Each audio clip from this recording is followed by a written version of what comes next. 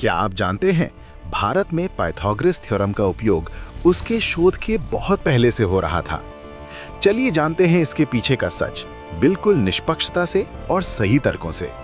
दरअसल समय रेखा की शुरुआत होती है बेबीलोन से, जो आज के समय का ईरान है। लगभग 1800 ईसा पूर्व बेबीलोन की मिट्टी की तख्तियों में ऐसे संख्यात्मक उदाहरण मिलते हैं जो ये दिखाते हैं कि लोग समकोण त्रिभुज की भुजाओं और कर्ण के संबंध को जानते थे। ये प्रमाण व्यवहारिक गणना के रूप में था, न कि किसी औपचारिक प्रमेय के रूप में। इसके बाद आता है भारत। लगभग 800 से 600 ईसा पूर्व वैदिक काल के ग्रंथ शुल्भ सूत्र, विशेष रूप से बौधायन शुल्भ सूत्र में स्पष्ट रूप से कहा गया है कि समकोण त्रिभुज की कर्ण का वर्ग दोनों भुजाओं के वर्गों के योग के बराबर होता है। ये ज्ञान यज्ञ वेदियों और स्थापत्य निर्माण में प्रयोग किया जाता था।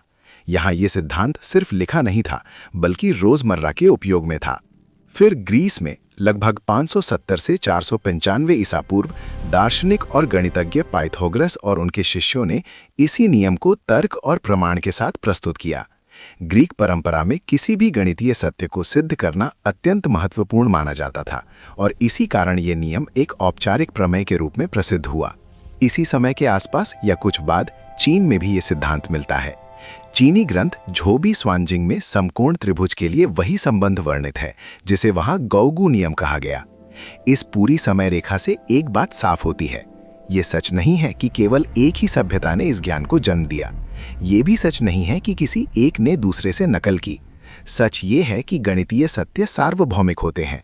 जब अलग अलग सभ्यताएं निर्माण, खगोल विज्ञान और मापन जैसी समस्याओं से जूझती हैं, तो वे अक्सर एक ही निष्कर्ष तक स्वतंत्र रूप से पहुंच जाती हैं। भारत ने इस ज्ञान को व्यवहार में उतारा, बेबीलोन ने इसे संख्याओं में समझा, चीन ने इसे ज्यामितीय नियम बनाया और ग्रीस ने इसे औपचारिक प्रमेय का रूप दिया। इसलिए पाइथागोरस प्रमेय किसी एक देश या व्यक्ति की जीत नहीं, बल्कि मानव सभ्यता की साझी बौद्धिक उपलब्धि है।